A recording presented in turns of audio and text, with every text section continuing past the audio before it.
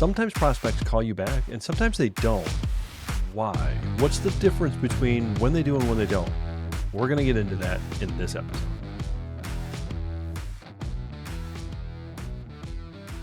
A while back, I had somebody ask me the question, this person I'm trying to get a hold of, they're just not calling me back. I've not got any response. I don't know why. And it made me wonder why they were not getting any response when before they were they ever getting responses that they thought they should be getting, or were they just getting led along?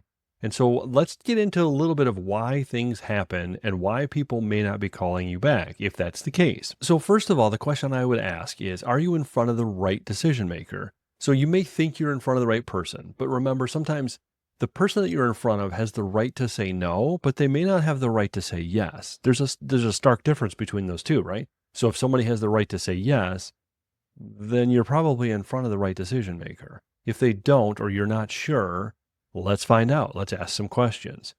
Getting in front of all the decision makers is also a very important component of it. If you don't get in front of the right people and all of the right people, then you're not going to be able to get a decision or a callback when you need to. So think about it this way. If 3 people need to make a decision in order to do anything, and that means, usually that means something like this. You've got somebody that's running a project. They're the ones trying to work through the sales with you. But on their team, or part of their team, is somebody that deals with the finance component of it. One other person deals with maybe the operational piece of that, or some other component that fits together, but you just don't know it or don't see it. When that happens, you have to remember that all of those individuals who are a part of that decision should all be together at one point in time, or at least have the conversation with you all at the same time. Because when you do that, you're then eliminating the problem of, oh, well, I got to check with so-and-so, I got to deal with that. You're not going to have that. They're all going to be in there. They're all going to be in the same room. They're all going to make the decision together because they're the right people. There's no blaming of another person that's not there. There's none of that kind of stuff. So just remember, you got to have all the decision makers in the room at the same time. My next question would be, why did you email your proposal or your estimate to them? Why did you do that? And so I'm saying that to you because I'm guessing that at some point you've probably emailed somebody an estimate or a proposal and said, here you go. And then you never hear anything back. And that usually means that you didn't do something correctly. One of which is you emailed the proposal to them and then you left it to them to get back to you when they feel like it. And if they don't feel like it or they don't want to, they're not gonna, and you're never gonna know why. So one of the things I would always recommend is instead of just sending an estimate or a proposal, I would always schedule a time, sit down with them, whether that's sit down in person or online. What you're gonna wanna do is you're gonna wanna go through the estimate in a little bit of detail, make sure you understand their questions, they understand the pieces that you're trying to make or points across, and make sure that there's a two-way conversation. So when there's a part of the estimate that has a problem, typically you're bringing that up and you're talking through that and asking them any part of that is a problem or a question that you have or anything that sounds like that's not quite what we talked about before. And typically what that does is it eliminates the problem of, we didn't talk about that, we didn't know that, we didn't any of that stuff. It eliminates that problem. And also the other thing is when you're doing that is you want to make sure that when you're going through the estimate, you go through the whole thing. And then when you finish, you're saying, okay, we're looking for a yes or a no answer, right? So in the beginning of the meeting, you're saying that because we've talked about that before. You should always ask for a decision at some point, whether it's a no or a yes. It's okay. It's not okay for a think it over.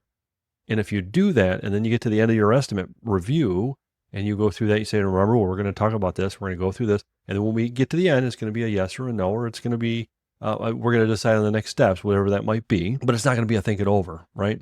And by doing that, you're then narrowing the directions that it can go into. When you think about it that way, when you email it out, you're never going to have that closure in terms of it's either going to be a yes or a no. When you review it together in person or online, usually what ends up happening is you have some sort of closure. It's either yes, or it's a no, or it's a, okay, we need to do this, but on this date, we're going to reconvene and we're going to make a decision then.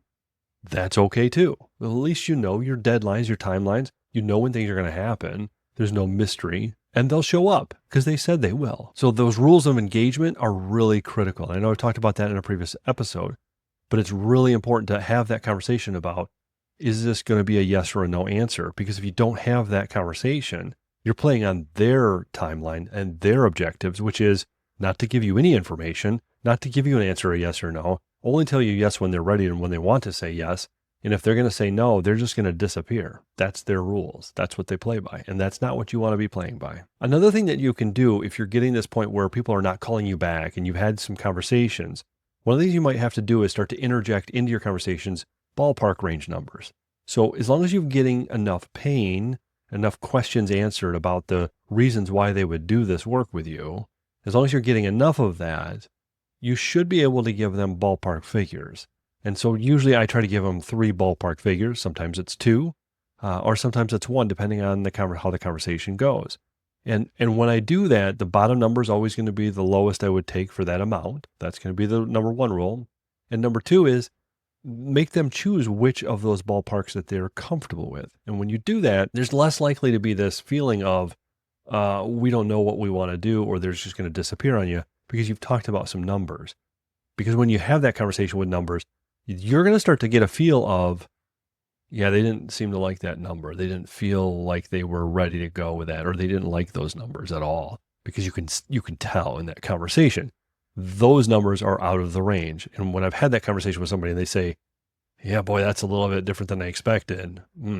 Is it higher or lower than you expected? That's one question. But the other question is what were you expecting?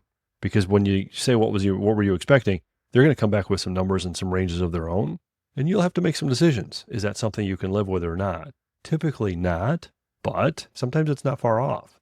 And so if they come back with a little bit lower range, what you can say is, okay, we could get to that range, but we'd have to take these 3 things out.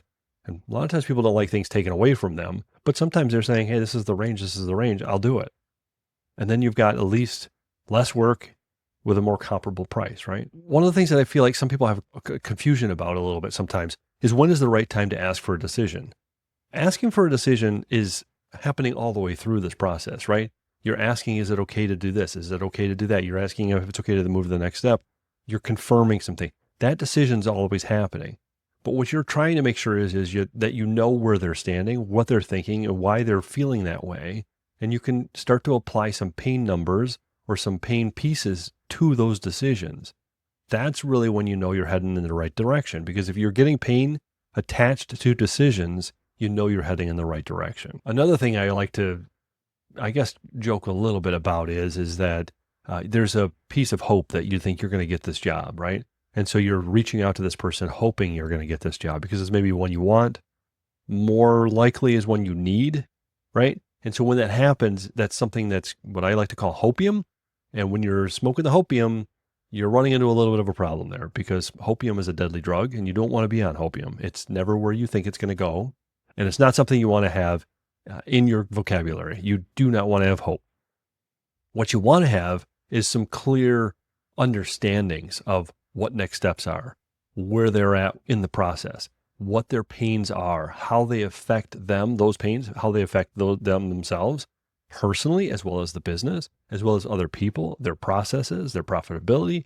How does all that tie in? How do those numbers affect everything? That's when you know you're heading in the right direction and you're not smoking the hopium. That's the key. And lastly, I think is, are you operating in an area that you can control? So what I mean by that is there are only so many things you can control. I can't control if somebody's going to make a decision of yes or no. What I can control is I have the conversation with them that says the decision at the end of this conversation is going to be yes or a no. We're not looking for a maybe, because maybe usually means no. Okay? That I can control. They don't have to follow that rule. I can't control if they say, I'm not making a decision today, I'm never making a decision. I can't control that. But when they do that, I can then push back and say, well, it sounds like you're not making a decision, and that sounds like a no to me. That sounds like you're making a decision. So know that you only work on and focus on the things that you can control. That includes having the meetings, having the conversations, asking the pain questions, making sure all the right decision makers are involved. All of the pieces that go into building a good sale, those are the things that you can control. If you can control it, those are the things you need to do. You can't control if somebody doesn't show up for a meeting. You just can't. But you can control whether or not you confirm that meeting, that you know when that meeting is going to be, and they've said yes, and they're going to be there. If they don't make it, they don't make it. It happens. Get over it. Move on, right? Or reach out. Hey, did you want to reschedule, or was that a no now? That's okay.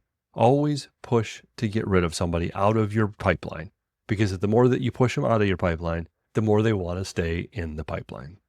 If you found any of this helpful, make sure that you like and subscribe, because there's going to be more content just like this in the future. And again, remember, slow down and close.